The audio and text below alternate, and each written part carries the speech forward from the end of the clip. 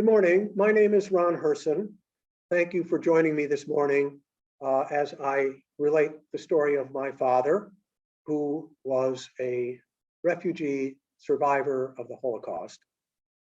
So, what does it mean to leave your home? To be forced from the place where you were born, where you grew up? What does it mean to leave behind all that you have known and enter a new life in a new country with a new language to become a refugee? Again, my name is Ron Hirsen. This is the story of my father, Erich Hirschhahn, who was born in Siegburg, Germany in 1904 and who became a refugee.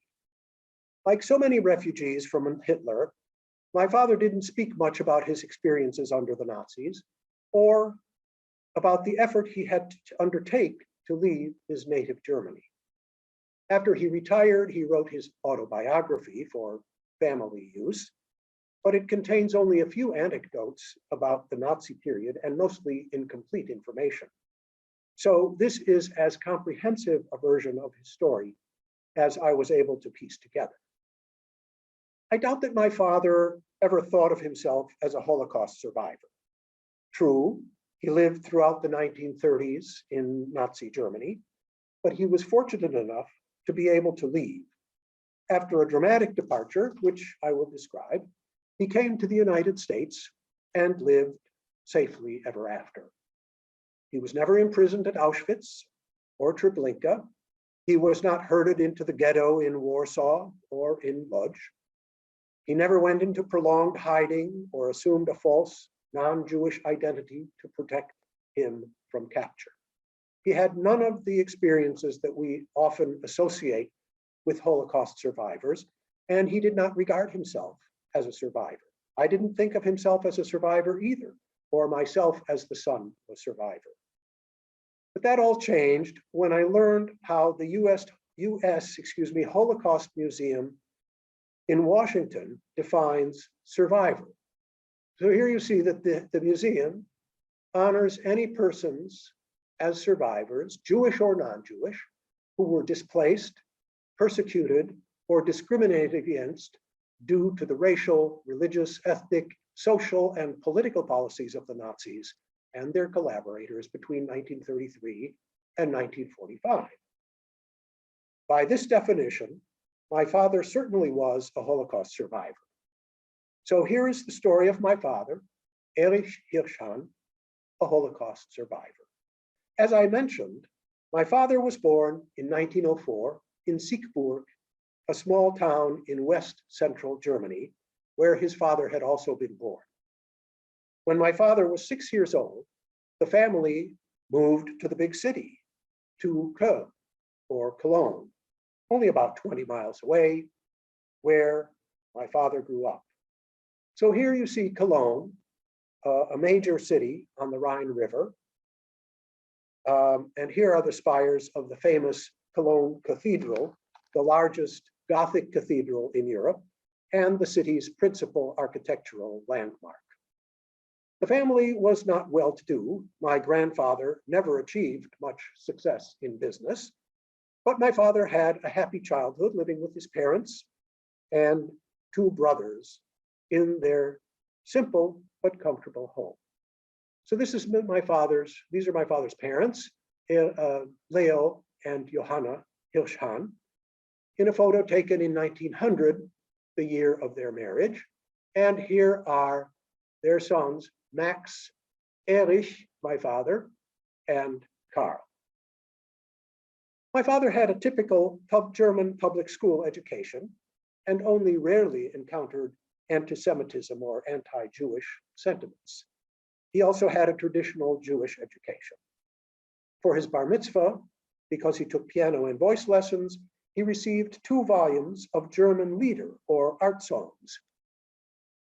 These volumes contained pieces by Schubert, Brahms, Beethoven, and other pillars of traditional German culture.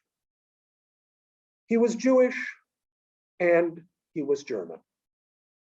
In Germany at the time, one finished what we would call high school at the age of 15. And at that age, as you see him here, my father's parents arranged an apprenticeship for him, as was the common practice. His apprenticeship was in the millinery trade, ladies' hats. Hats for women were much more fashionable then and much in demand. And after learning the business, my father became a traveling salesman, eventually heading out on the road by himself at age 19, traveling with his enormous sample cases by train throughout the region surrounding Cologne, selling hats to millinery shops and other retailers. He was quite successful for a young man, and he had a lively young adulthood with lots of friends, including girlfriends, lots of parties, concerts, theater, and the opera, which was his favorite. The picture on the left here you see is my father with his bowling club, and this is him in the front row holding the ball. You'll notice this gentleman here, the second from the left in the back row. I believe that that is Otto Strauss, who will become an important figure later in this story. So as you can see, my father was fully an adult by the time 1933 rolled around and Hitler and the Nazis assumed control of the German government on January 30th of that year, the beginning of what my father described as the most miserable time of his life. Suddenly, life changed for the Jews of Germany. The Nazis immediately began implementing Hitler's anti-Semitic or anti-Jewish ideas, establishing policies and enacting laws directed against the Jews of Germany. Jews who worked in government positions immediately lost their jobs, as did university professors and many other professionals. Soon, Jews who worked for non-Jewish businesses also lost their positions. In April 1933, the Nazis declared a nationwide boycott of Jewish businesses. So here you see placards that say, "Germans, defend yourselves, don't buy from Jews." In May, they conducted a public burning of Jewish books.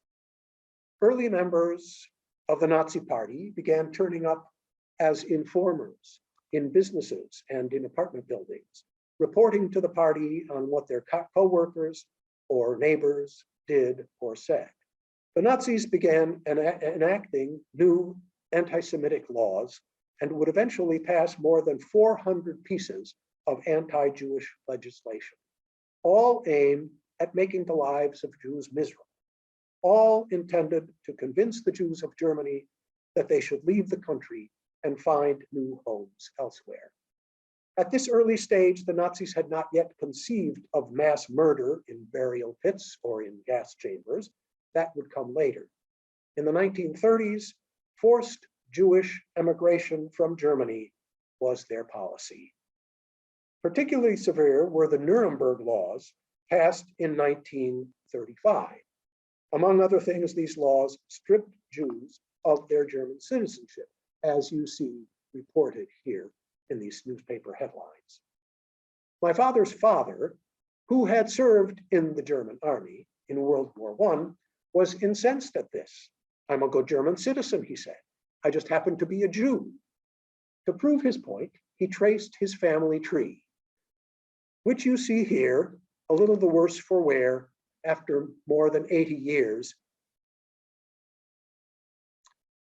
It shows that my grandfather's ancestors, all Jews, had lived in the same town, Siegburg, as early as the birth of his great-grandfather, Erich Hirschhahn, in 1762, nearly 200 years before the Nazis enacted the Nuremberg laws.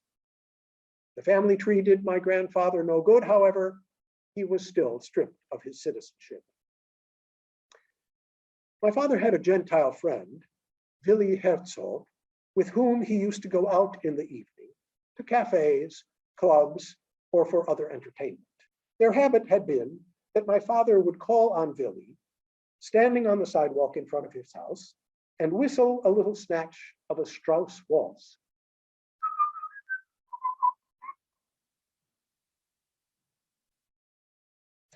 When Willy heard my father whistle, he would come out to meet him, and off they would go for the evening. One night, my father arrived at Willy's house and whistled.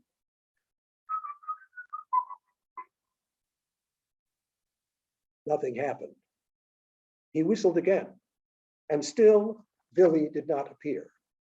But through the lace curtains in the front windows, my father could see Willy peeking out.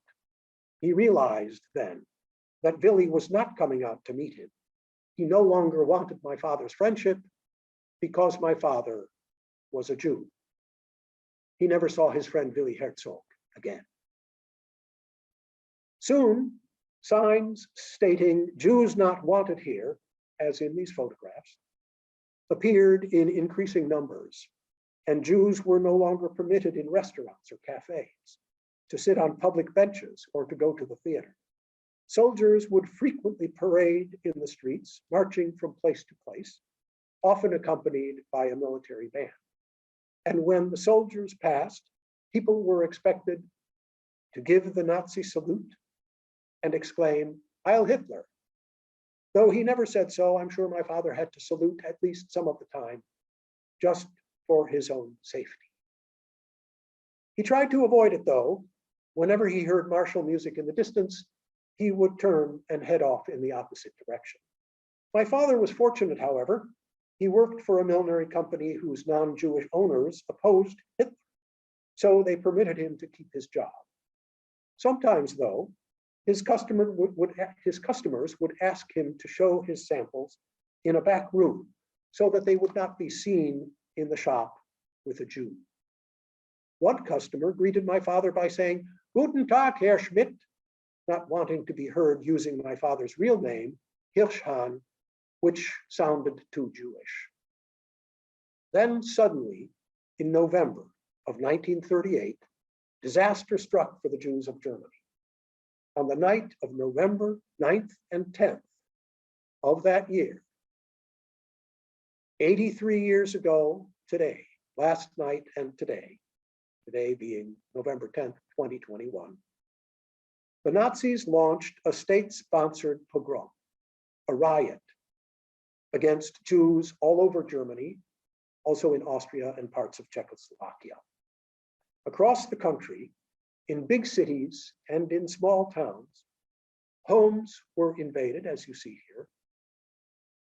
Businesses were looted, their windows shattered.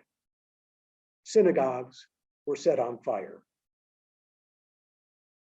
Notice these fine German citizens here, smiling, walking by, paying no attention to the destruction that surrounds them. In all, more than 7,500 Jewish businesses were vandalized, and 1,400 synagogues were attacked. Jews were beaten in the streets, some even killed, and 30,000 young men were arrested. Many of them were sent to Dachau or other concentration camps, and most were told that they would be released if they agreed to leave the country. Again, forced emigration from Germany was the policy.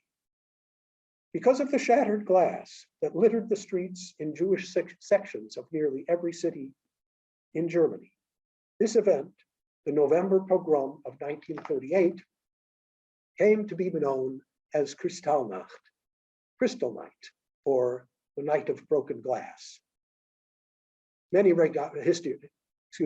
historians regard this event as the true beginning of the Holocaust.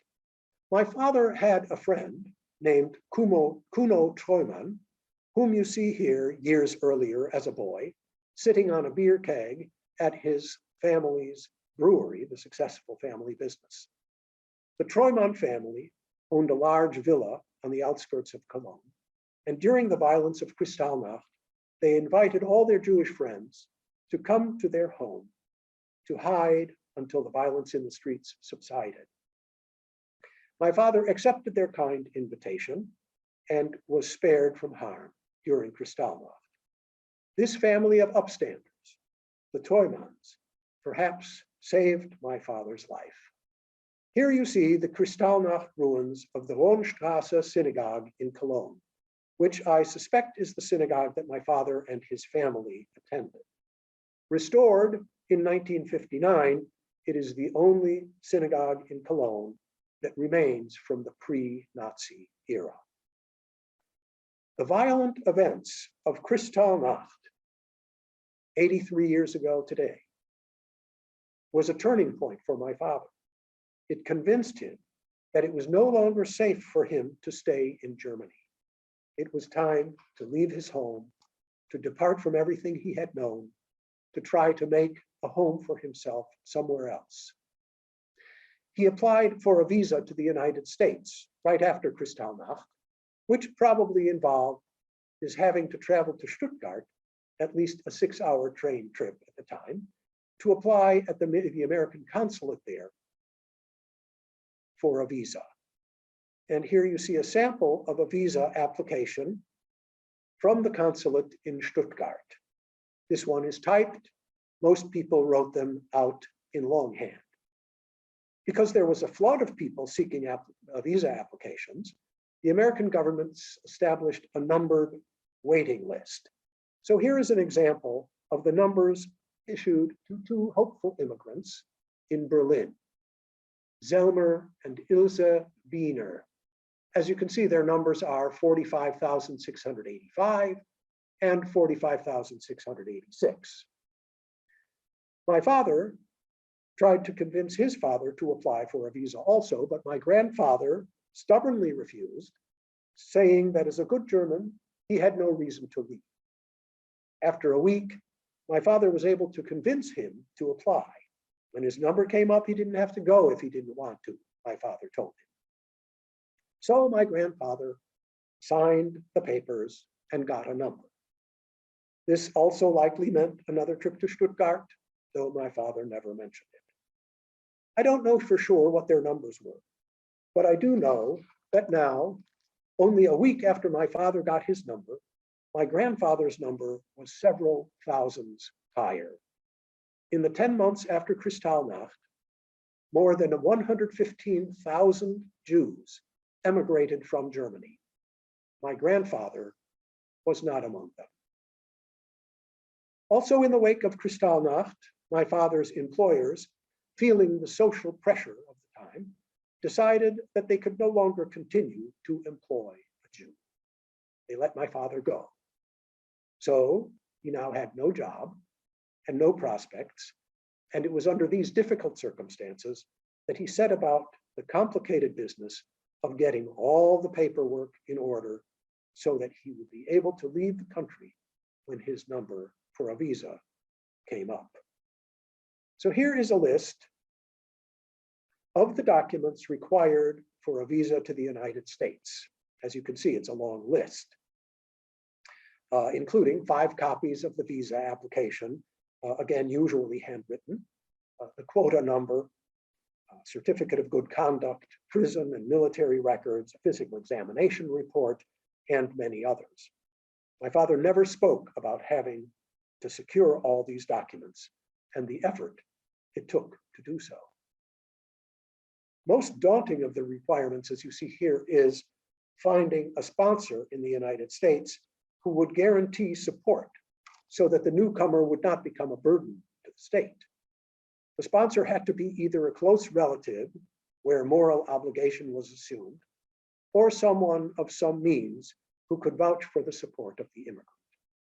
My father had no relatives in the United States.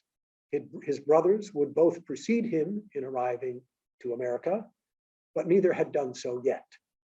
He was in a panic. What if he could not find a sponsor before his visa number came up? Then he remembered his friend Otto Strauss. Otto had left for the United States. Remember Otto from the bowling club? Here he is again. When Otto left Cologne, he told my father that once he was in America, he would help people get out if he could. So my desperate father wrote to Otto, who had settled in Chicago, and somewhat boldly reminded him of his pledge.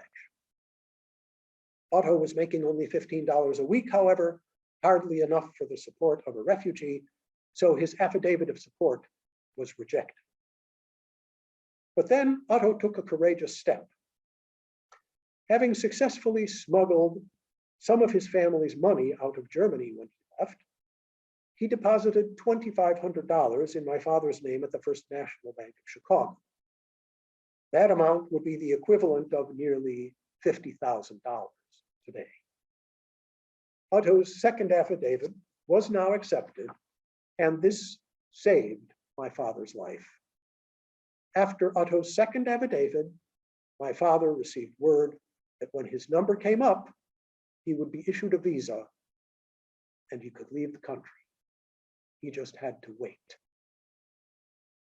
Beginning in January of 1939, as a means of unmistakably identifying Jews by their personal documents, the Nazis imposed a new requirement on the Jews of Germany. All males had to take on the middle name Israel and females the middle name Sarah. Though my father brought hardly any personal documents to the United States, he did retain this amendment to his birth certificate, which officially added the name Israel. So here is the document bearing the seal of the Third Reich, as you can see here. And interestingly, it adds the name Israel not as his middle name, but as his first name, Israel Erich Hirschhahn. He also kept the same document for his father, showing his name as Israel Leo Hirschhahn. It's interesting that my father would save these documents to bring them with him to the United States. Perhaps they were the only birth certificates they had left. I don't know. A few years ago, I donated these documents here to the Illinois Holocaust Museum, where they are now archived. Finally, in August 1939, 10 months after Kristallnacht, my father received word that his number was coming up and he could pick up his visa in Stuttgart at the end of the month. He made his final preparations to depart. He booked passage on a Dutch steamship sailing from Rotterdam and secured all the necessary papers. He took the train to Stuttgart and presented himself at the American consulate there on Thursday, August 31st, 1939. He proceeded to go through all the necessary formalities, including the physical examination, but then an official at the consulate told him that the quota of visas for the month of August had been exhausted and that he would have to return in a day or two when the September quotas were announced. So the waiting continued. The next day, he encountered a newsboy on the street selling an extra edition. My father bought a newspaper from the boy and read the headline, "Nazis March into Poland." So this is a headline from an extra edition of the Los Angeles Times of the same date, in English, of course, September 1st, 1939. As he held that newspaper, standing on the street in Stuttgart, he feared that there would be war, that he would never get out of Germany, that he was doomed. He was to depart from Rotterdam, as you see here, on the following Monday, and he still had to take the train back to Cologne and make his final preparations before continuing on to the Netherlands and Rotterdam, another several hours away by train. Dejected and skeptical, he nonetheless returned to the consulate in Stuttgart on September 1st and did finally get his visa. So here is an example of a visa, not my father's, but this little document is what he had been so eager to acquire. And finally, he held it in his hand. Fearing that he would not get back to Cologne in time to meet the train to Rotterdam, he raced to the Stuttgart train station, hoping to catch the late train to Cologne. The platform was mobbed with people, everyone rushing about in chaos, clamoring to board various trains. The only way my father could board his train was to climb through a window, dragging his suitcase behind him. The train car was packed, and so he put his suitcase down in the aisle and sat down on it throughout the all-night journey. Once he was home, he hurriedly packed what few things he was able to take with him: some clothes, photos, papers, and other personal effects. He also secured his visa and ship ticket, along with the $10 that the German government permitted him to take out of the country. $10, that was all. My grandfather accompanied my father to the train station, where many emotional words were exchanged before they bid one another farewell. The passengers aboard the train were all on edge, not sure if there would be a war, if they would really make it to safety. When the train stopped at the last train station in Germany, Nazi officials came aboard to check the passengers' passports and luggage, and making ugly anti-Semitic remarks to everyone along the way. At the Dutch border, the German crew left the train and the Dutch crew took over. What a relief it must have been for the nervous passengers to be finally on Dutch soil. It was at that moment that my father became a refugee, fleeing his home, leaving it all behind in order to save his life. Before the train left the station, a farmer in his Sunday best stood near the tracks and yelled over that he had just heard a radio broadcast announcing that France and England had given Hitler an ultimatum. He was to restore the status quo to Poland by 11 a.m., or they would declare war. Hitler, of course, let the deadline pass. It was September 3rd, 1939, and World War II had officially begun. My father was less than a train's length outside of Germany, but he was out. He still couldn't feel safe, however, because of the uncertainty brought on by the start of the war. Would his ship sail? Were the waters of the Atlantic safe for a crossing? No one knew. Despite the uncertainty, the ship, the SS Stattendam, seen here, did sail after a slight delay, but because of the dangers of war, the ship was totally blacked out until it reached international waters. Then, on their second day at sea, they received an SOS alert from a British fishing vessel bound for New York back to England. The ship had been torpedoed by a German U-boat and was in distress in the North Atlantic.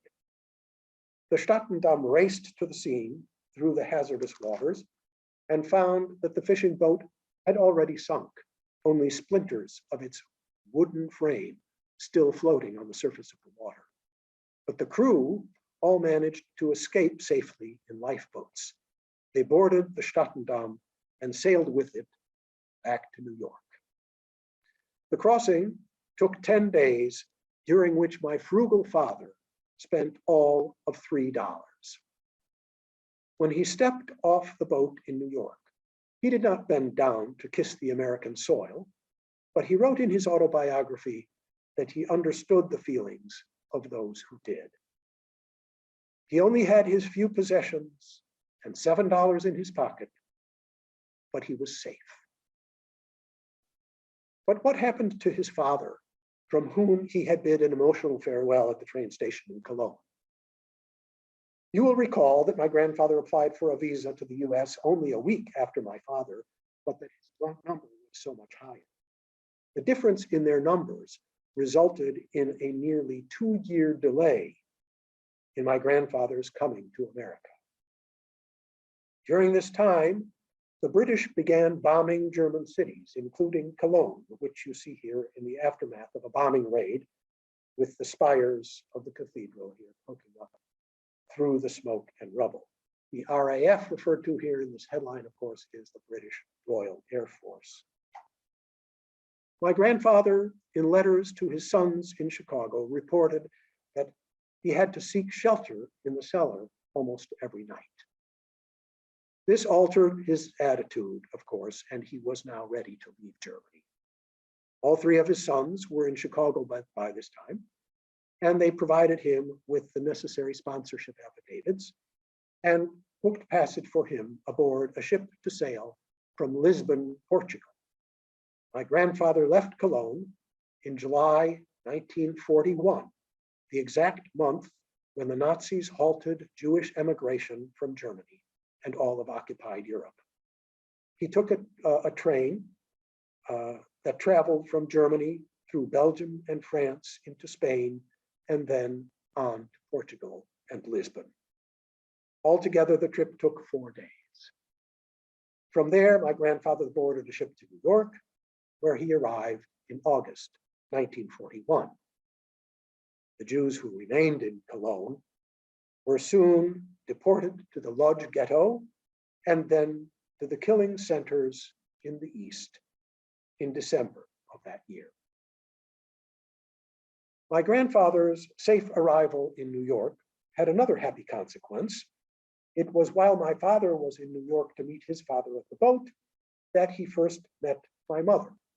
She had come from Basel, Switzerland, for a visit, also in 1939, and did not venture a transatlantic crossing back home once the war started. After a relationship carried on mostly by mail between Chicago and New York, my parents were married a mere 4 months later, also in December of 1941.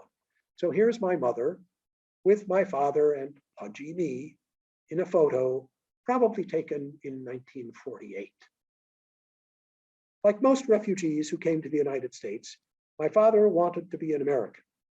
He learned to speak English with only a slight German accent. He changed his name from Erich Hirschhahn to Eric Hirsen. He bought a car, became a US citizen, and a baseball fan. His bitterness over his treatment by his German countrymen led him to vow never to set foot in Germany again, not even to visit the grave of his mother, to whom he had always been deeply devoted. Yet he retained his love of many things characteristically German. He enjoyed German cooking and German delicacies. He loved the German language and German culture, especially classical music and opera. Among the few things he brought with him from Germany were the 2 volumes of songs that he had received as bar mitzvah gifts, and we loved to listen to him as he sat at the piano, accompanying himself while singing songs from those books. Though he wanted to forget the past and spoke only sparingly about his life under the Nazis, that time remained with him always. I recall an occasion in the late 1970s, some 40 years after his narrow escape from the clutches of the Nazis, when someone painted a swastika on the side of my parents' house in Rogers Park in Chicago. Now, my father was not a handy man. It was my mother who fixed leaky faucets and hung wallpaper. My father kept his distance from household projects, but the moment he saw that swastika on the side of his house, he ran out with a pail and a scrub brush to erase that Nazi symbol. That he would do that without a moment's hesitation revealed a great deal to me. His home and his past in Nazi Germany were still very much with him, very much a part of who he was. My father was a Holocaust survivor, and I am the son of a Holocaust survivor. I will always remember him with that pail and brush, and I can still see him sitting at the piano, singing Schubert or Brahms in his lyrical baritone voice. Thank you. I'll be happy to entertain any of your questions and comments, and whatever you'd like to discuss. I'm here to discuss with you. Thank you. We do have a couple questions. Great. The first, you talked about how your father left Germany, obviously, and your grandfather was able to eventually leave, but do you know what happened to other family members? Actually, I don't. My father's immediate family all came to the United States with the exception of his mother, who had passed away in 1936. So my father and both his brothers came to this country, and then subsequently his father. There were other relatives. Both of my grandparents had siblings who had children. And some of them came to this country. A couple of my father's cousins, whom I knew, came to this country. And but there were other siblings and other cousins and aunts and uncles about whom we know nothing. And I can only assume that at least some of them, if not most of them, perished in the Holocaust one way or another, either in the large ghetto where many were deported from Germany, or at Auschwitz, or one of the other killing centers. But I don't know any specific details about any family members. I just assumed that there were. So what was it like for you growing up as a child of a survivor? Well, as I made reference to at the beginning of my presentation, I didn't really think of my father as a Holocaust survivor.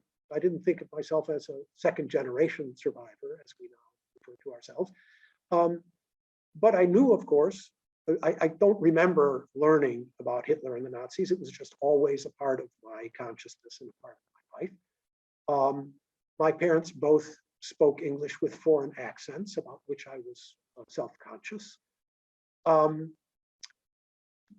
I didn't have a sense that and my father was not, did not appear to be troubled by his past. He didn't disclose very much, but he didn't appear to be hiding anything, although I later learned that he probably was. He just didn't tell us those things. So while he tried to normalize his own life as much as he could, he succeeded, I think, in normalizing the lives of his sons. And although we grew up with the knowledge of some of his past and with some self-consciousness about that, I think that's as far as it went. We didn't feel at all deprived of anything because of my parents and my father's past.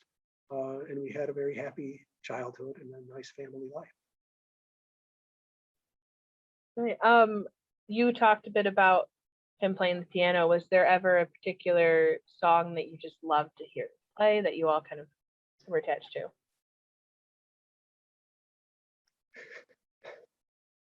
Yes.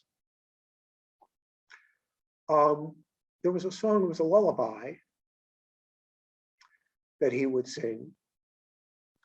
And I don't know the title of it. It might just have been called Lullaby. I don't know. But the lyrics went like "Schlafe, mein Prinzchen, schlaf ein," fall asleep, my little prince.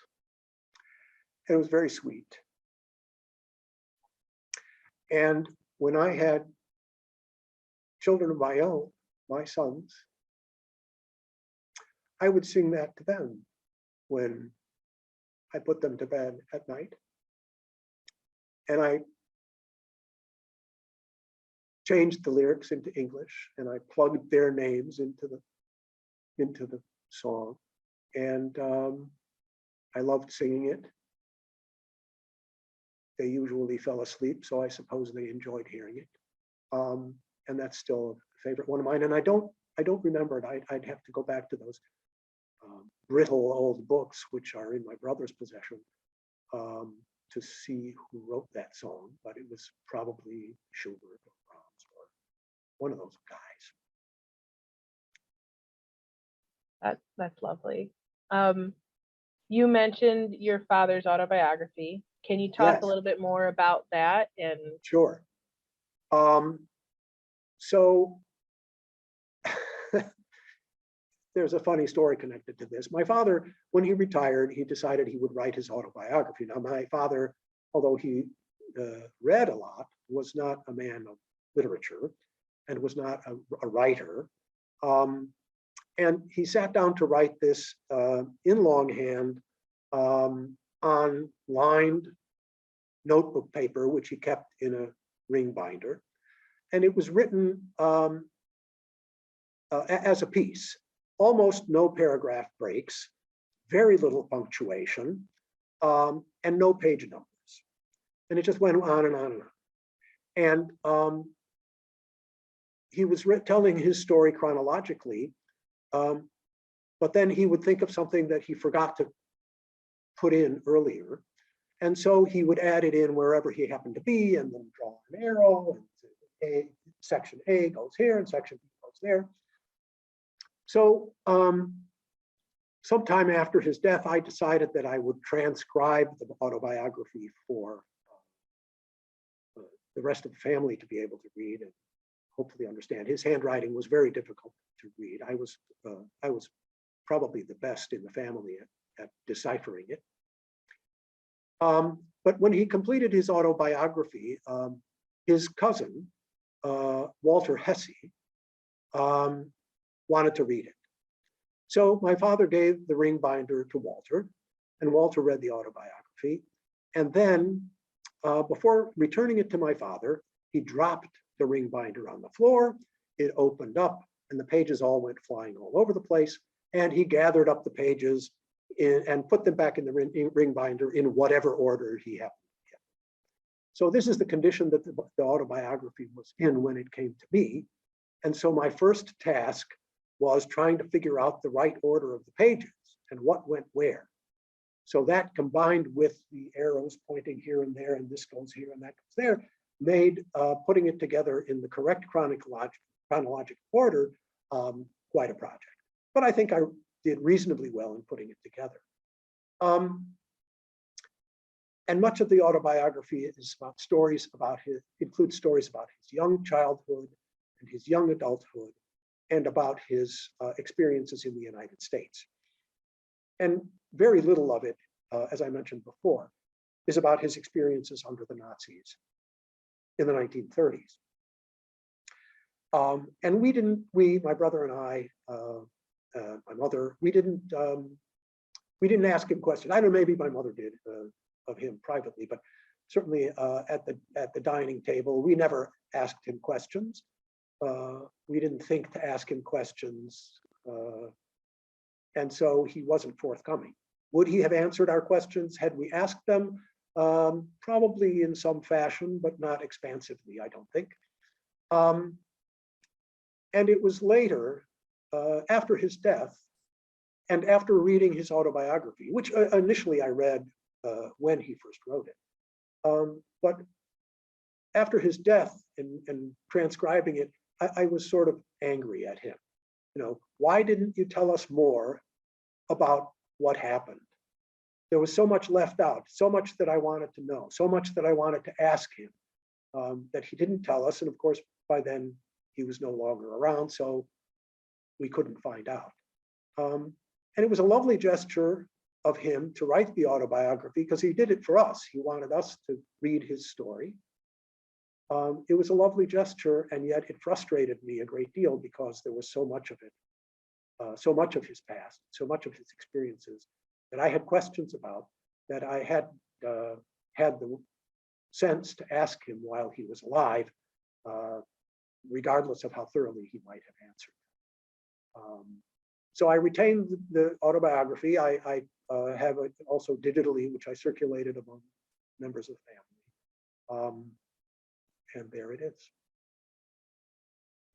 So what was it like for you to kind of fill in some of the gaps that were missing? How did you do that? That was actually interesting and fun. The internet, of course, provided a lot of resources. I could look up information about things that he referred to in his autobiography, and I discovered that some of the things that he referred to were not historically accurate. So I had to make adjustments to account for that.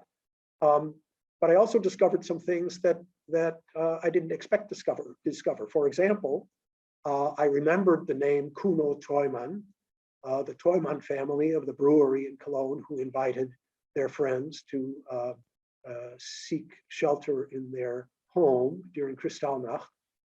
And I Googled Kuno Treumann, and sure enough, up popped this photograph of him sitting on the beer keg. And there are also photographs of him while in his 90s, he's no longer living, of course, but in his 90s, living in Tel Aviv, and telling stories in German about what happened. He made reference to what happened on Kristallnacht, etc. So that was a really nice find. And other things, other information I found. And as you could see, there were lots of photographs of not of my father directly, but of things that were happening at the time that he was experiencing them. And it was interesting and fun to put all that together. But the internet proved to be the principal resource. These days, of course, you could find out almost anything on the internet if you spend enough time and click through a bunch of links before you finally get to what you need to know. But it was a very rewarding process, and I'm delighted to have had the opportunity to do it. That's brilliant. You talked about how your father had never gone back to Germany. Have you been to Germany and Europe in general to kind of also get a sense of everything? Yes. A few years ago, we decided to take a family trip to Paris. And my younger son said, well, you know, while we're in Europe, we're that close, why don't we go visit the family origins? And so we went to Cologne, and we also went to Basel, Switzerland, where my mother was from. And both cities are very interesting. The trip to Cologne, however, was very powerful for us because we had my father's last known address in Cologne. After his mother died and his brothers were no longer living at home, my father and his grandfather moved into a smaller apartment together. And that's the address that we had. And so we went looking for that address and we found it. And when we got there, it was this very modern looking storefront that had, it was a stationery store, I believe. And I thought, oh, this can't possibly be the same building. So I went in and I spoke to the woman there and I said, by any chance, do you know how old the building is? And she said, I don't remember what she said. I think she might have said it was built in teens or the 20s. So I figured, aha, this is the same building. And so I told her that my father lived in this building. And she said, oh, well, would you like to go in? So I said, sure. So she let us in. It's an apartment building upstairs of the store. And we walked in and there was this poorly lit, darkly painted stairwell leading upstairs. I had no idea which apartment was the one that my father and grandfather lived in. And we wouldn't have knocked on the door to talk to anybody there anyway. But just being in the hallway in this building where I know that my father lived and where when he walked out of that hallway for the last time, he was leaving to come to the United States, was a very powerful experience for me, but also for my family. My wife and my sons were very moved by being there. They were sort of stunned by it. We also then visited the Ronstrasser Synagogue, which I showed you photographs of. And that was fairly near that old apartment, but also near the neighborhood where my father's family lived in Cologne, which is why I suspect that it is the synagogue that they attended. And as you saw, it was destroyed during Kristallnacht and then restored in 1959. And now, in addition to being a functioning synagogue, it houses the Jewish Community Center of Cologne, and also a museum, a little museum showing the history of the Jews of Cologne. And the Jews of Cologne have been there since the 12th century or something, or even longer, a very long time ago. And so that was very interesting. But what was most powerful for us was to go into the sanctuary and just sit in the sanctuary, realizing that this was probably where my father and his family sat. Of course, his mother would sit in the section upstairs, in the women's section, but, and that was just very moving for us. And on the facade of the building, there is written in Hebrew a quotation, not by might nor by power, etc. That was also very moving, considering the history of the building, and also considering the fact that that same quotation appeared on the front of the synagogue in the suburban synagogue where I had my bar mitzvah. So there were all these connections. It was very moving. So our trip to Cologne was very meaningful, and I hope sometime to go back and continue to look for things. I have since discovered other addresses where my father formerly lived. I'd like to go back and visit those places. I'd like to try to locate my grandmother's grave if I could, and so on. But it was a very powerful trip and very meaningful to all of us in the family. That's an amazing experience. I hope you get to go back soon and we can hear an update. Thank you. I hope so too. Right now, that is all the questions I'm seeing. So I will let you have the final answer. Well, thank you. I appreciate the questions. I enjoyed having the chance to answer them and expand on some of the things that I said in my presentation. And again, I thank you all for joining us this morning, and stay tuned because there will be other survivors and subsequent generation survivors making presentations on this same channel. Don't touch that dial. Thanks very much.